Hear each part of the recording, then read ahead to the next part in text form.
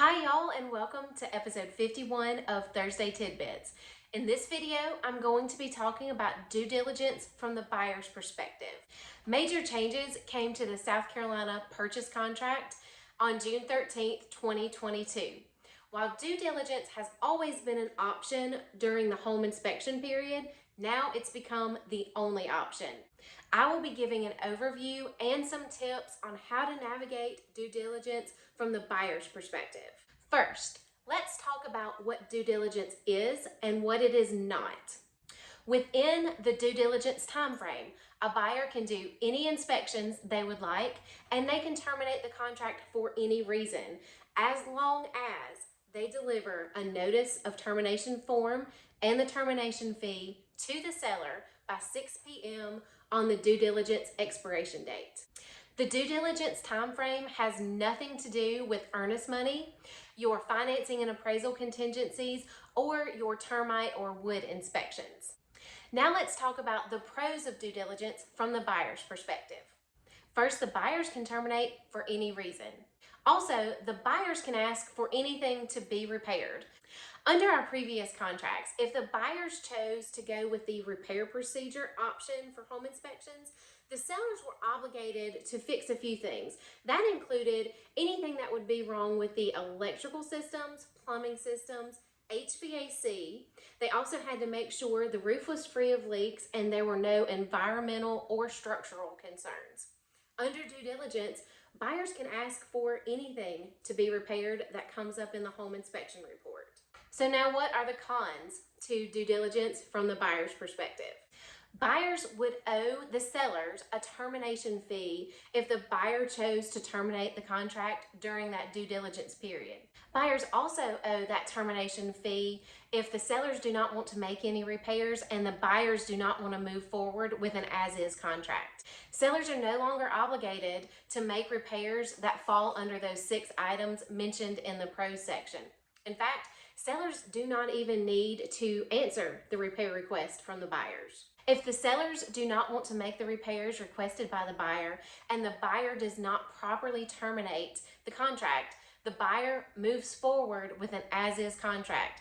That means you take the house as you see it. Finally, let's talk about the logistics of due diligence from the buyer's perspective. When structuring their offer, buyers need to make sure to allow enough time during that due diligence period to complete any inspections they would like to have done, to send repair requests to the seller, to give time to negotiate the repair request with the seller, and also time to allow the buyer to send that termination fee to the seller by the due diligence expiration date.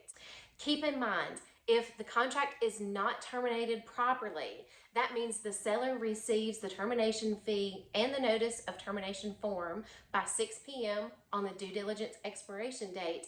The buyer will move forward under an as-is contract. The due diligence fee must be sent directly from the buyer to the seller. Neither I nor my office can be responsible for holding that due diligence termination fee or responsible for delivering that termination fee to the seller. Let's look at an example. For our example, you will write a contract on the 1st of the month and have the due diligence period end on the 15th of the month at 6 p.m. and offer a $500 termination fee. I would suggest having all of your inspections done and sending your repair request to the seller by the 10th of the month. Give the seller until the 12th at 5 p.m. to answer your repair request. This way, by the 12th, you will know if you want to terminate that contract or move forward. If you decide to terminate the contract, you will have enough time to get the termination fee to the seller by 6 p.m. on the 15th. My recommendation would be to send a certified check to the seller the next day and either use a UPS or FedEx overnight service. This way, it gets there quicker and you have a tracking number. At the time that we write the contract, I will ask the listing agent for the seller's mailing address. That way you will have it and know where to send your termination fee. I'll also get you to electronically sign the notice of termination form and get that over to the listing agent so they can send that to the seller before 6 p.m. on the due diligence expiration date.